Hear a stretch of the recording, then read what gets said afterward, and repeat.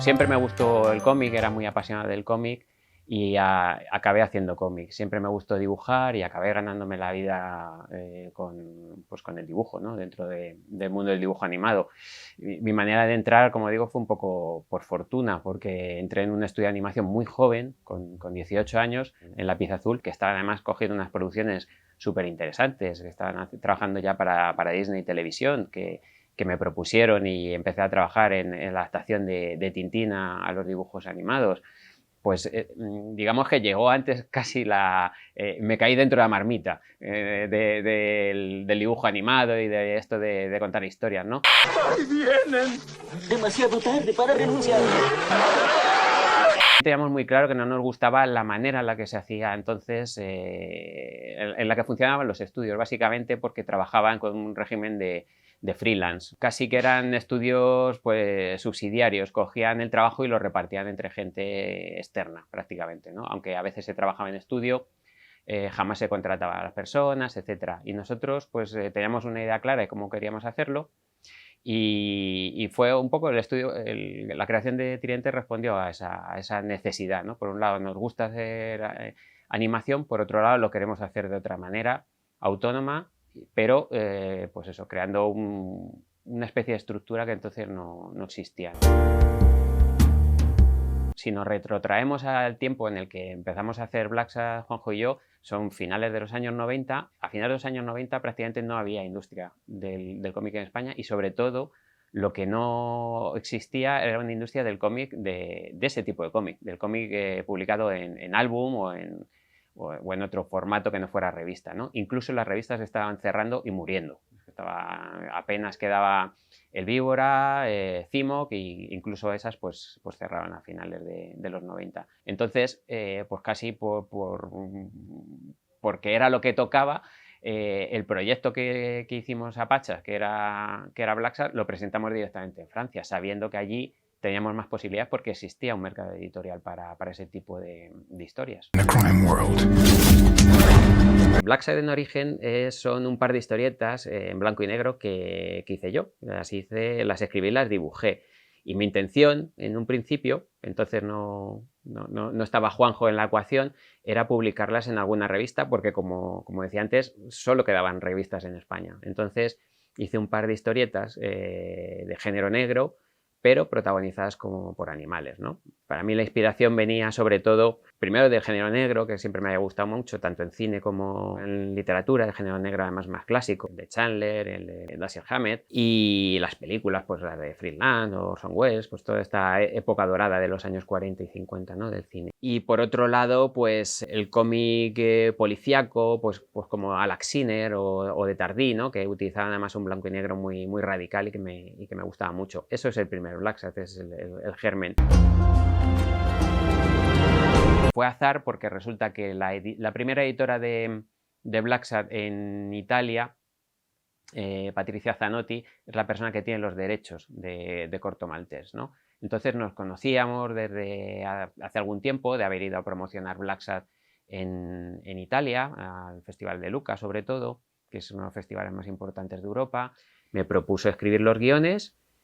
Y yo, efectivamente, un poco aplastado por la responsabilidad que supone eso, porque yo soy muy poco mitómano, pero sí tengo un mito Corto Maltés. Para mí, siempre lo digo, fue la puerta de entrada en el cómic adulto, digamos, ¿no? Es el personaje que me fascinó en mi adolescencia y al que le debo, yo creo, mi pasión absoluta por los tebeos. Mi manera de afrontar ese peso, esa responsabilidad, fue la más fácil, que es la inconsciencia. Es decir, pues tiro para adelante y ya está, ¿no? Y que salga el sol por antequera. Creo que no se puede hacer de otra manera. El oficio artístico en general tiene una parte importantísima de riesgo, y el que no asume el riesgo, pues creo que se expone a hacer obras sin ningún interés, ¿no? No quiere decir que el arriesgarte te convierta ya en un artista interesante, pero sí que creo que sin riesgo es muy difícil llegar a algo de verdadero valor. Ronda rápida de preguntas típicas. El autor de cómics se tiene que hacer porque efectivamente es un oficio complicado, pero también nace en el sentido de que yo creo que cada autor de cómic llega a esa conclusión de que es autor de cómics porque tiene una pulsión realmente de contar historias. Que cada uno lo llame como quiera. Lo importante es que los leamos. Tampoco soy muy de superhéroes, para mí yo soy de Batman de toda la vida. De hecho, alguna vez incluso, bueno, prácticamente todos los álbumes de Black Sabbath tienen un homenaje a Batman. Precisamente pensaba que no tenía una voz propia, ¿no? Una voz gráfica propia. El llevar toda la vida dibujando modelos que te vienen dados, por mucha técnica que acabes teniendo, hace que a la hora de sentarte delante de un folio en blanco no sepas por dónde empezar. Entonces eso durante muchos años me tuvo bastante bloqueado. A pesar de tener, digamos, las capacidades, no tenía el valor, se puede decir, iba a decir la fuerza psicológica, no sé, el valor, así de atacarlo. El hecho de haberlo conseguido, de haber hecho un cómic como Viaje al agua, que es bastante personal, que trabajé con toda la libertad del mundo, que me permitía el lujo de hacer un cómic, pues eso, en blanco y negro, que era lo que me gustaba, de tratar un tema de cierta actualidad que sucedía en Madrid, bueno, de tener ese espacio de libertad creativa total, pues el llevarlo a cabo, el que se publicara y el tener, bueno, el contacto con los lectores y que toda la gente con la que hablé, pues que le gustaba, etcétera, etcétera, pues para mí fue una experiencia maravillosa. ¿Me gustaría repetir? Sí. ¿Tengo problemas de tiempo? También, porque el hecho de estar escribiendo guiones para 2 series que están en funcionamiento, más otros proyectos que están en cartera, pues hace que al final el tiempo sea muy reducido. Y hacer un cómic y dibujarlo, la verdad es que es muy, muy demandante, es muy complicado encontrar el momento de ponerte ahí y cerrarte durante varios meses o varios años, se puede decir, para sacar adelante un proyecto como ese. El problema que encontramos en España es que, en comparación sobre todo con Francia, es que se lee mucho menos.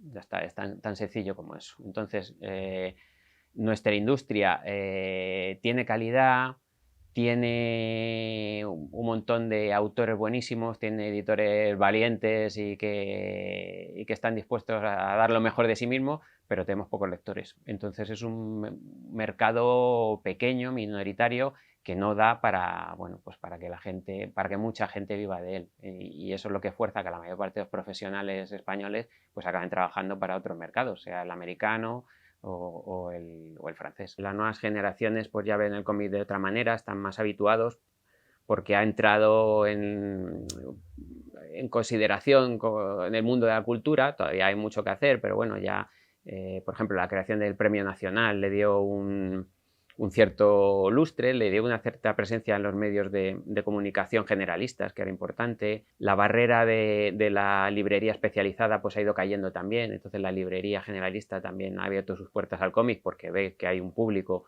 muy interesado.